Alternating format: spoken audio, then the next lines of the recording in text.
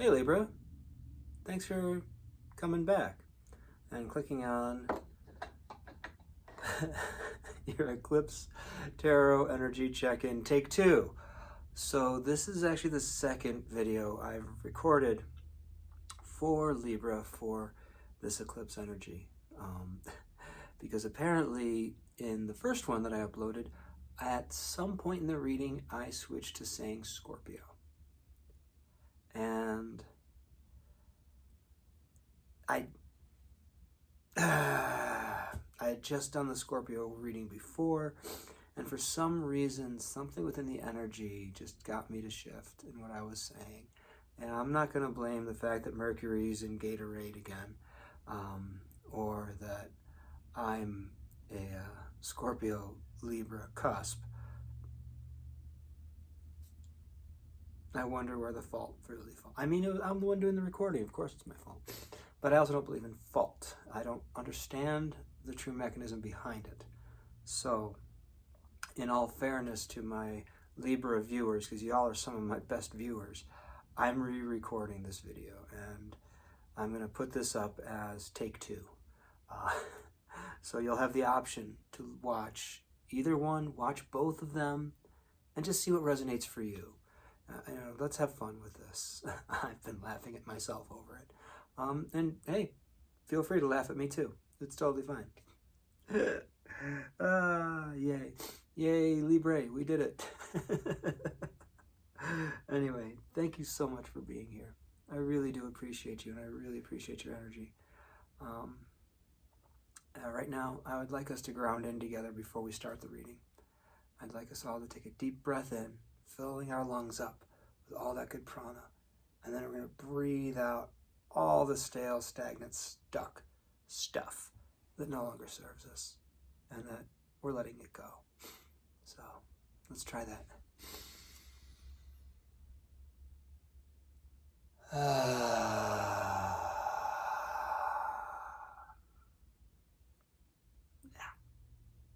Yep, that's a big cleansing breath. Okay, Spirit, please be with us now.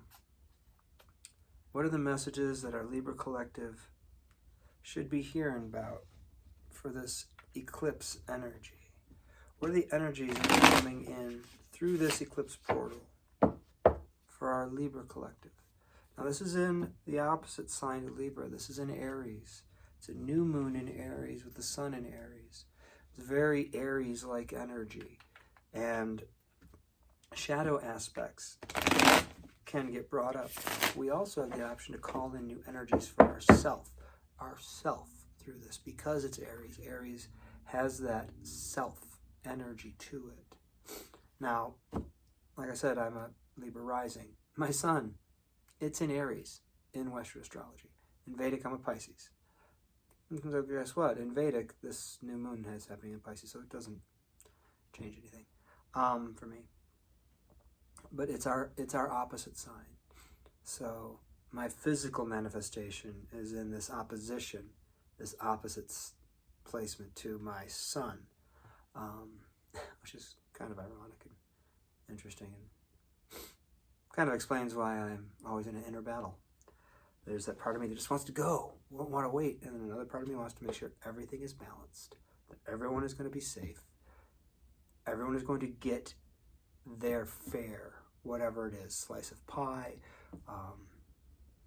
whether the situation is fair for everyone involved. And yet I still want to act right away. So that's been like my own personal challenge to work through and live through.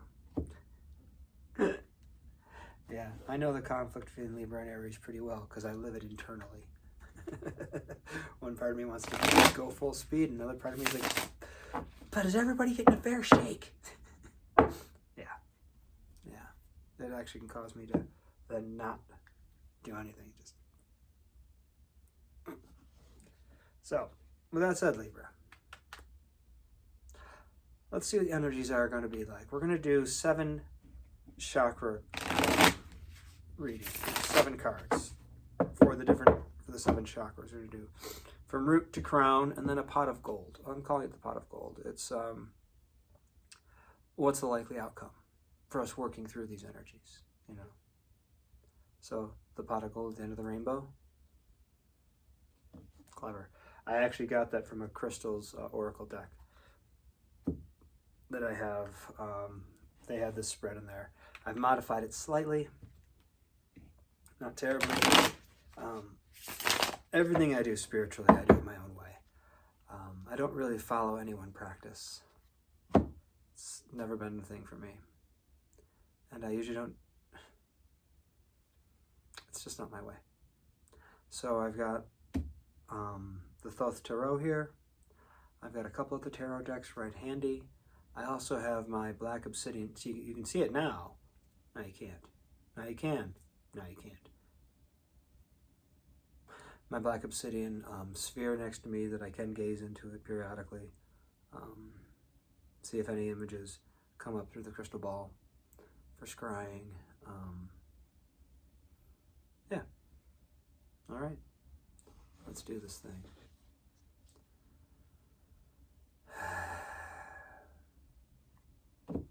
Almost it feels as though my guides are trying to distract me away from what I was doing here. So I would just do it. Apparently I've been overthinking things lately.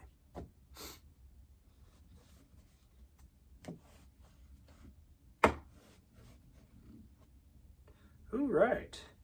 So we have victory in the unseen energy, the Six of Wands.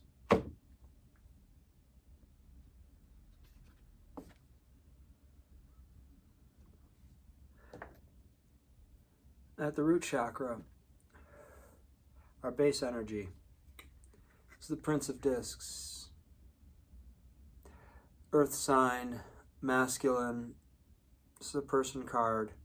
We're feeling grounded and stable in ourselves. We have confidence. This is a card of Taurus, which is one of our sister signs, Libra. Taurus is also ruled by Venus. And the Prince of Discs is a masculine form. This is not the Knight. This is the Prince. This is a lesser version of the King. He's not the King yet, but he's progressing that way. He's learning the ways. And, you know, he's got it going bossa nova, you know, when it comes to the earthly matters. So that's a really nice energy to have in our grounded space of the root chakra.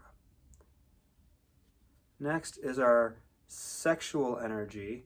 This is our sacral chakra. And here we have a Ten of Swords. In this deck it's called Ruin. We may be experiencing during this time something around our creative energies that was stifled or blocked, either by ourselves or by outside. So everything outside of us is coming from inside. That's a whole different story.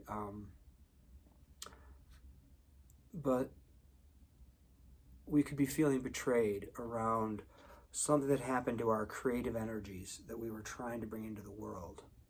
And if something like that has happened to you in the past, you may be called to look at that again during this solar eclipse.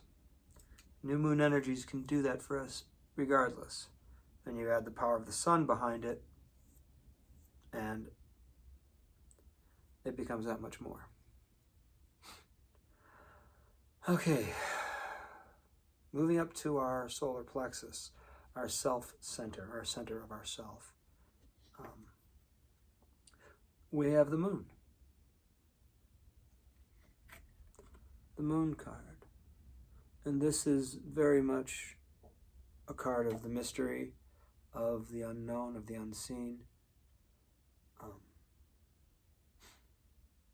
Under the moonlight, things are not fully bright. And so we are dealing with something around ourself that is not fully illuminated.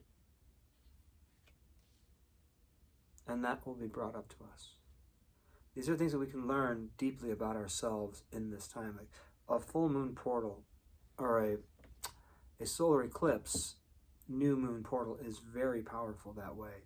This is an excellent time for clearing from ourselves. Things that have burdened us, have held us back. So if there's anything there around the self, this can get brought up. If we have unknowns, things that we're not sure of. Like during those 4 minutes of the actual eclipse, I plan on meditating. That's my goal, is to sit and meditate. I know what I want to ask. I know what I want to manifest. I know the direction I want my life to go in. And I have that in check. But I'm going to do a spread like this for my personal self. And I'll probably meditate on those concepts during that. Next, we have the heart center.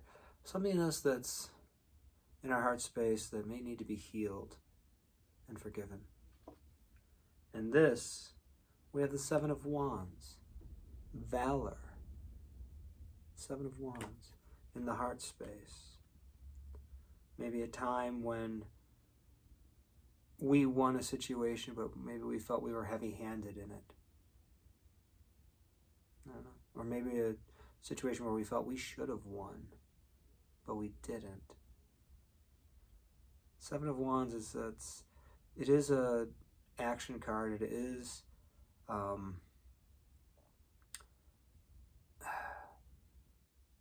like the Six of Wands is the victory card.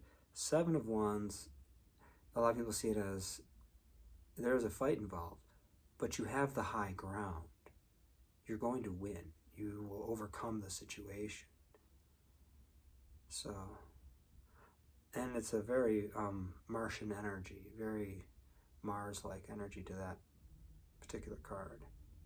And a bit of Leo. There's a bit of that pride, but the Aries energy rules over on this one. And that's in our heart space. So maybe we'll be feeling good about something that we've accomplished or a challenge that we faced.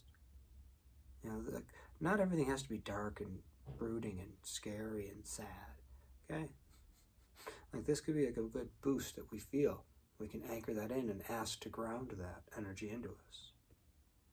Now we're moving to the throat chakra, what needs to be communicated. Prudence. This is Eight of Pentacles. Working on your craft. This is prudence in the physical plane.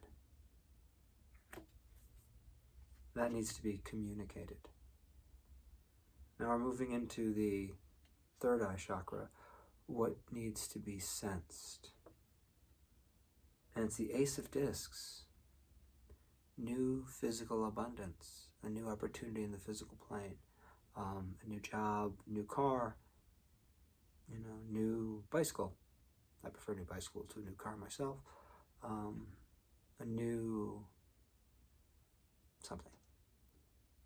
But there's something available to you, to us. And it needs to be sensed.